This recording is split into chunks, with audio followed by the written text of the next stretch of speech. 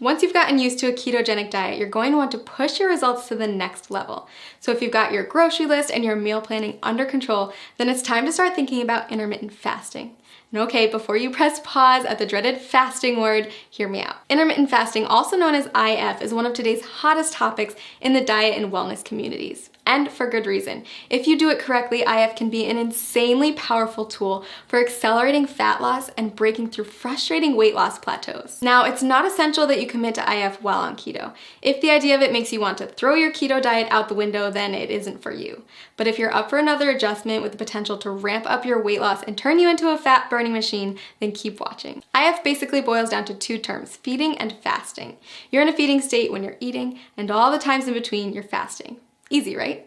Okay, so here's the deal. There's several different methods for fasting, and you get to choose which one works best for your lifestyle. Most people find that at least one of the following is compatible with their life and fits well into their daily routine. Option 1, skip meals that prolong the time your body's in a fasting state. Most people choose to skip breakfast or lunch. Option 2, rely on the eating windows method. This approach involves eating between a 4 and 7 hour window every day and fasting for the rest of it. Option 3, not for the faint of heart. Your third choice is to commit to a 24 to 48 hour cleanse. It's more of an extended fast, and I don't recommend it if you're just getting started with IF. So how do you know which option is best? If you're just getting started with fasting, option 2 is probably the way to go. We found that restricting yourself to specific eating windows tends to work well for new fasters. For example, tons of people have tremendous success only eating between 5 and 11 p.m. And don't forget that the time you spend asleep will account for a chunk of that time. Let's take a closer look at how it works. Say you finish eating at 6 p.m. and start eating again at noon the next day.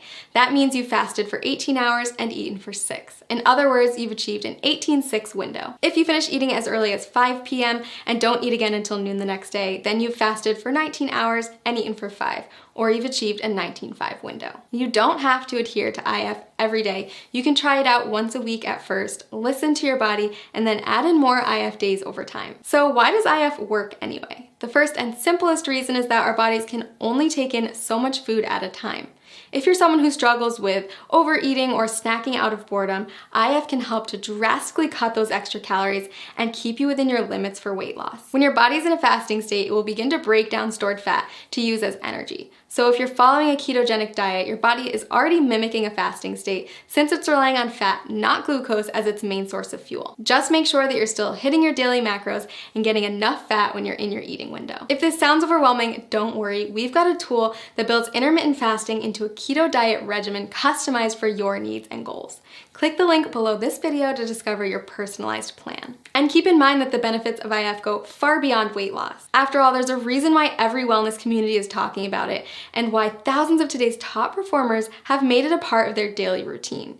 People who practice fasting on a regular basis reap tremendous health benefits in many areas, not just by turning their bodies into maximum fat-burning machines. Nobel Prize winner Yoshinari Asumi discovered that fasting can trigger autophagy, which is essentially a deep cleaning process for your cells. Autophagy helps to stop the aging process, reverse disease, and prevent cancer. It's basically the body's way of cleaning out cells by recycling non-essential components like damaged proteins and getting rid of invading microorganisms and toxic compounds. Like most complex mechanisms, your body needs a break from feeding, so it can focus on performing these other functions instead. Not only does fasting trigger autophagy, it also increases the number of ketones in your bloodstream more than a keto diet alone will do. When you start practicing IF, you may find yourself more focused than usual. That's because your body is running on ultra premium fuel. If you're on keto, you may have already experienced this heightened mental clarity. So consider adding IF to your routine, a way to get more bang for your buck, so to speak. Lots of people ask me if they can do IF if they're avid exercisers. If that's you, don't worry. Countless studies have shown that intermittent fasting is compatible with fitness routines and can even result in higher metabolic adaptations, improved muscle synthesis, and even better response to post-workout meals. So is IF right for you?